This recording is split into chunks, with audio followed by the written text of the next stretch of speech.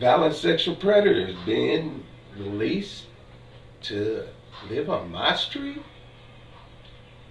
Oh, my name is Perry Lawson, and I work with the Fulton State Hospital, and I've been working with the SWORDS program since 2010.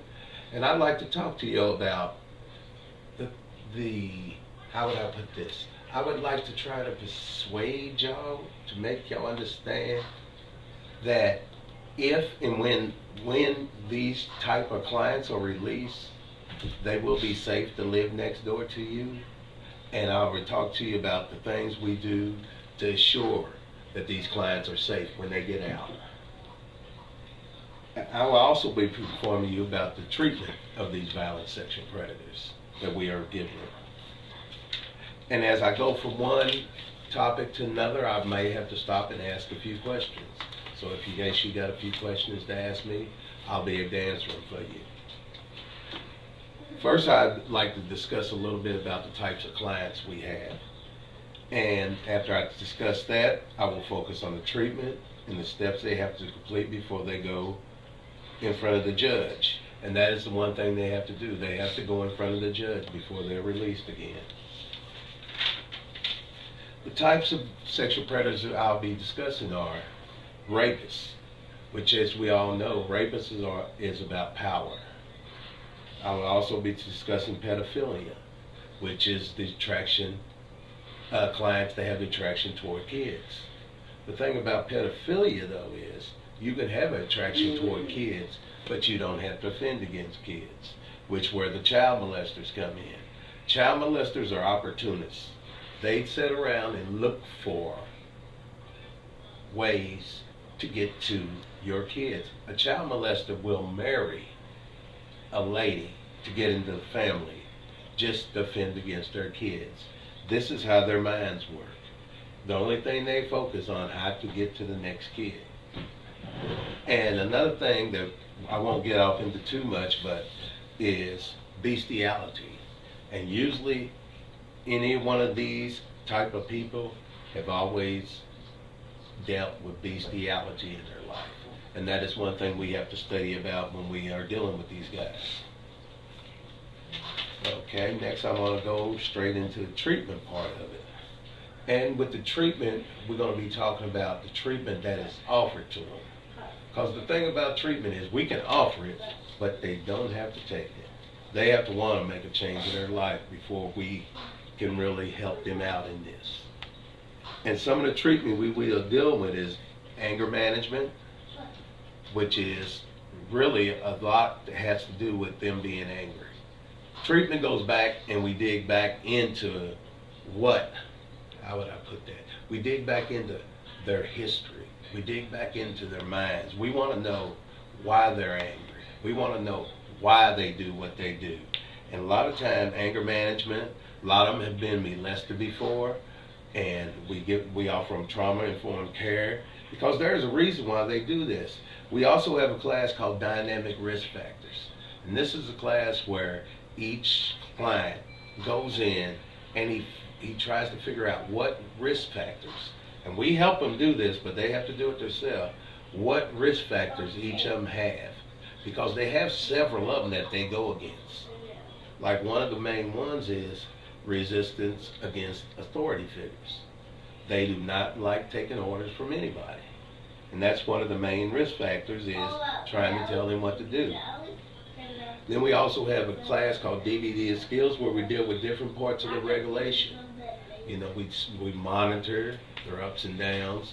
We monitor when they interact with people. We monitor them when they're out there trying to, if they're watching TV, we monitor them on what kind of reactions they're getting from the TVs and stuff like that. Then there's rehab services, which is a very important part of treatment, because the thing about rehab services is our clients committed their crimes in their leisure time. So rehab services job is to make sure we try to instill in them that there is always something else they can do on their leisure time, and the times when they can go and use those, use those types of leisures, like library. They can't go to the library between after kids are out of school. They have to go while kids are in school. And the reason of this is so they won't be around kids. And then I'm going to move on to my next phase of this, which is more about treatment and what they have to go through before they see the judge. They turn around, and what we do after we offer them certain amount of treatment, they also have to do the treatment with, as far as step down units and being with the probation officer, different treatment like that. And then for me to ensure, I'm getting kind of mixed up, I'm sorry again, y'all, but for me, for the Fulton State Hospital to guarantee that there will not be any more victims when these guys get out, we have to send them to certain things. They will be wearing an ankle bracelet for the rest of their life. They will have to be 150 feet from any kind of school and any kind of kid. So there will be no kids at school wherever these clients live at. So that makes them, they'll probably be living out in the woods somewhere. And that's one way we can make sure that people stay safe. They have to take a lie detector test every 90 days. Then if they pass the lie detector test, they have to take a penal test. And this sees if there is traction to whatever they committed the crime again is still there. And when we're doing this,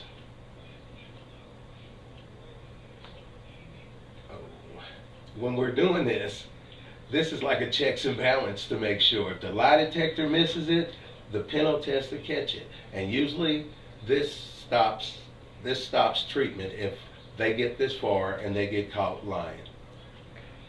Then they have to, if they have a cell phone when they get out, they have to get the cell phone checked every 90 days. In closing, I just want people to know that the 1% that will be getting out will be checked on 24/7. They will not just be outside. And I'd like to let you know also is we make sure that these guys go through so much treatment. The 1% that does get out, they should be safe by the time they get through their treatment. But also in my persuasive belief, I would like to let you know these violent sexual predators,